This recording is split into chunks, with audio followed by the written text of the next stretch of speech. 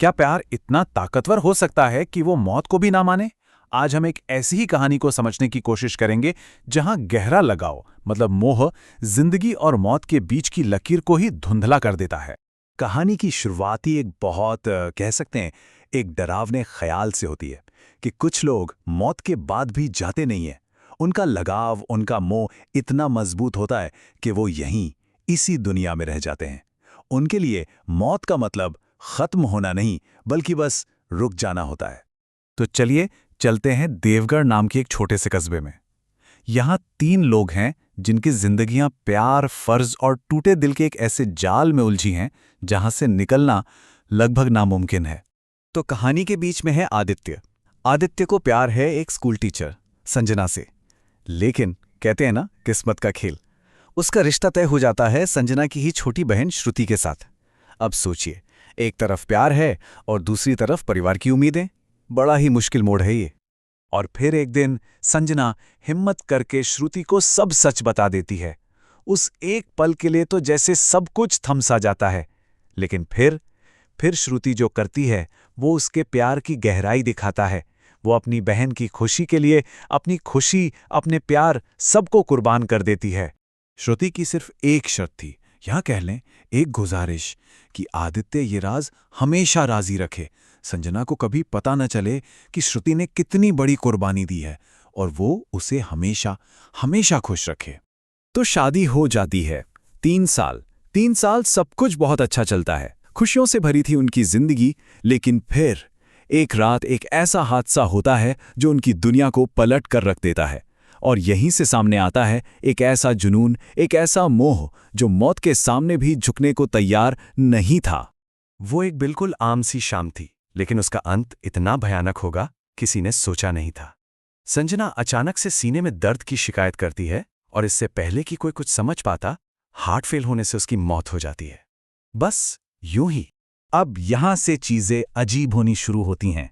अंतिम संस्कार के वक्त संजना को उसके शादी के जोड़े में ही विदा किया गया, लेकिन उसकी आंखें बंद ही नहीं हो रही थीं। वो खुली की खुली थीं, यहां तक कि चिता की आग भी उसके शरीर को पूरी तरह से जला नहीं पाई। और बस भीड़ में बातें शुरू हो गईं, कानाफूसी होने लगीं कि ये आत्मा तो मोह में फंसी हुई है, ये जाना ही नहीं चाहती। कहानी का असली खौफ तो उसी रात शुरू होता है। आदित्य अपने किचन में जाता है और देखता है कि लाल साड़ी में कोई खड़ा है। वो संजना थी, उसकी मृत पत्नी। वो आदित्य को देखकर मुस्कुराती है और फिर अंधेरे में गायब हो जाती है।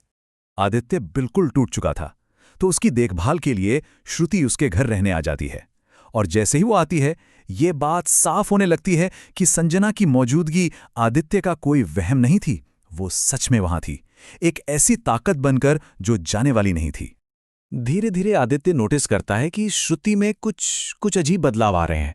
मतलब वो ठीक उसी तरह चाय बनाने लगती है जैसे संजना बनाती थी।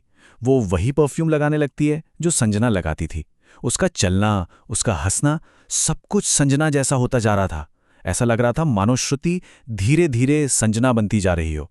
और फिर वो पल आता है जब शक यकीन में बदल जाता है। आदित्य श्रुति से एक ऐसा सवाल पूछता है जिसका जवाब सिर्फ और सिर्फ संजना को पता हो सकता था, और श्रुति जवाब दे देती है। लेकिन जब अगले दिन आदित्य वही सवाल फिर पूछता है तो श्रुति को कुछ भी याद नहीं होता। अब आदित्य के मन में कोई शक नहीं था, संजना की आत्मा श्रुति के शरीर पर कब्जा कर रही थी। तो अब आदित्य के पास एक ही रास्ता था, उसे उस आत्मा का सामना करना था जो श्रुति के शरीर में थी। उसने फैसला कर लिया, लेकिन उसे इस बात का जरा भी अंदाजा नहीं था कि इस आमने सामने की टक्कर का अंजाम कितना भयानक होने वाला है। और जब आदित्य ने सामना किया तो श्रुति के मुंह से संजना की आत्मा बोली। उसने एक ऐसा दावा किया जिससे आदित्य की रूह कांप गई। उसने कहा, अब ये शरीर मेरा है और तुम भी मेरे हो। और बस यहीं पर वो प्यार एक खतरनाक पागलपन में बदल गया। संजना की आत्मा अपनी पकड़ मजबूत करने के लिए एक के बाद एक अजीब मांगे रखने लगी। पहले पवित्र तेल का दिया, फिर उस मंदिर की मूर्ति जहां वो पहली बार मिले थे, और आखिर में एक इंसान की बलि। आदित्य को समझ आ गया था कि अब वो सिर्फ श्रुति को ही नहीं बल्कि अपने आने वाले बच्चे को भी हमेशा के लिए खो देगा। इसलिए उसने मदद मांगने का फैसला किया। वो एक ऐसे इंसान के पास पहुंचा जो इन भटकी हुई आत्माओं को आजाद कराने का काम करते थे।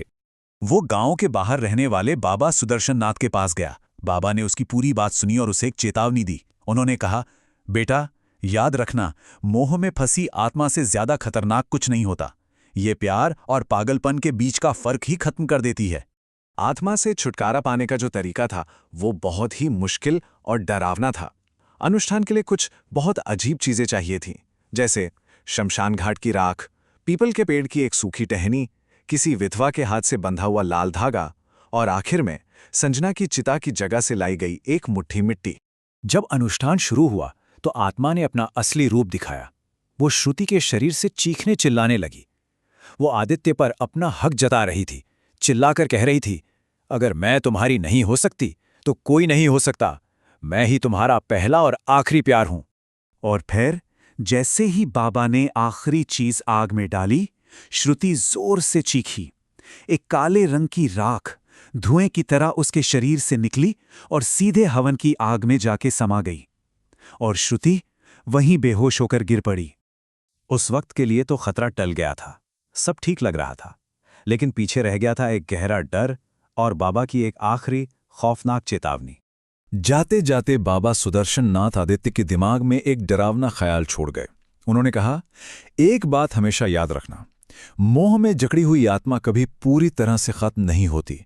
वो बस सो जाती है और सही वक्त आने का इंतजार करती है। तो ये कहानी हमें एक बहुत ही परेशान करने वाले सवाल पर लाकर छोड़ देती है। क्या लगाव या मोह प्यार से भी ज्यादा ताकतवर हो सकता है? और जब ये जुनून मौत को भी मानने से इनकार कर दे, तो फिर क्या होता है?